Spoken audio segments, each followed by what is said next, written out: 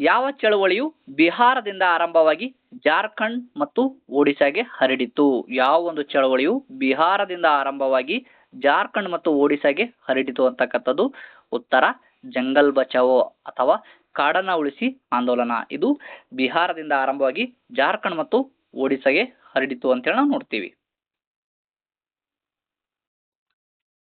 ಸಾಲು ಮರದ ತಿಮ್ಮಕ್ಕನವರನ್ನ ಪರಿಸರ ಕಾಳಜಿಯನ್ನು ಗೌರವಿಸಲು ಕರ್ನಾಟಕ ಸರ್ಕಾರ ಜಾರಿಗೆ ತಂದ ಯೋಜನೆ ಯಾವುದು ಅಂತಕ್ಕಂಥದ್ದು ಉತ್ತರ ಸಾಲು ಮರದ ತಿಮ್ಮಕ್ಕ ನೆರಳು ಯೋಜನೆ. ಬಹಳಷ್ಟು ಇಂಪಾರ್ಟೆಂಟ್ ಆಗಿರ್ತಕ್ಕಂಥದ್ದು ಇದು ಕೂಡ ಸಾಲು ಮರದ ತಿಮ್ಮಕ್ಕ ನೆರಳು ಯೋಜನೆ. ಸಾಗರದ ಅಲೆಗಳಿಂದ ಉತ್ಪತ್ತಿಯಾಗುವ ಶಕ್ತಿಯನ್ನ ಏನೆನ್ನುತ್ತಾರೆ? ಸಾಗರ ಅಲೆಗಳಿಂದ ಉತ್ಪತ್ತಿಯಾಗ್ತಕ್ಕಂತಹ ಶಕ್ತಿಯನ್ನ ಏನೆನ್ನುತ್ತಾರೆ ಅಂತಕ್ಕಂಥದ್ದು ಉತ್ತರ ಭರತ ಶಕ್ತಿ ಎಂದು ಕರೆಯುತ್ತಾರೆ. ನೈಸರ್ಗಿಕ ಅನಿಲವನ್ನ ಸಂಪನ್ಮೂಲ ಎಂದು ಪರಿಗಣಿಸಲು ಕಾರಣ?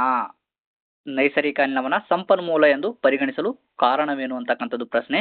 ಉತ್ತರ ಅದು ಮಾನವನ ಇಂಧನದ ಅಗತ್ಯವನ್ನ ಪೂರೈಸುವುದರಿಂದ ಇದನ್ನ ಏನೆಂದು ಕರೆಯುತ್ತಾರೆ ಅಂದ್ರೆ ನೈಸರ್ಗಿಕ ಸಂಪನ್ಮೂಲ ಅಂತ ಹೇಳಿ ಕರೀತಕ್ಕಂಥದ್ದು. ಬಳಸಿದಷ್ಟು ಮುಗಿಯದ ಸಂಪನ್ಮೂಲಗಳನ್ನ ಏನೆನ್ನುತ್ತಾರೆ?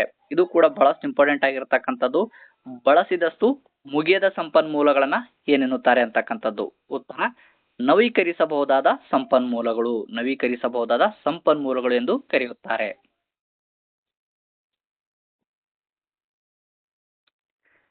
ಭಾರತದ ಮೊದಲ ರಾಷ್ಟ್ರೀಯ ಉದ್ಯಾನವನ ಯಾವುದು? ಭಾರತದ ಮೊದಲ ರಾಷ್ಟ್ರೀಯ ಉದ್ಯಾನವನ ಯಾವುದು ಅಂತಕ್ಕಂಥದ್ದು ಬಹಳಷ್ಟು ಇಂಪಾರ್ಟೆಂಟ್ ಆಗಿರ್ತಕ್ಕಂಥದ್ದು. ಇದು ಕೂಡ ಉತ್ತರಾಖಂಡದ ಜಿಮ್ ಕಾರ್ಬೆಟ್ ರಾಷ್ಟ್ರೀಯ ಉದ್ಯಾನವನ.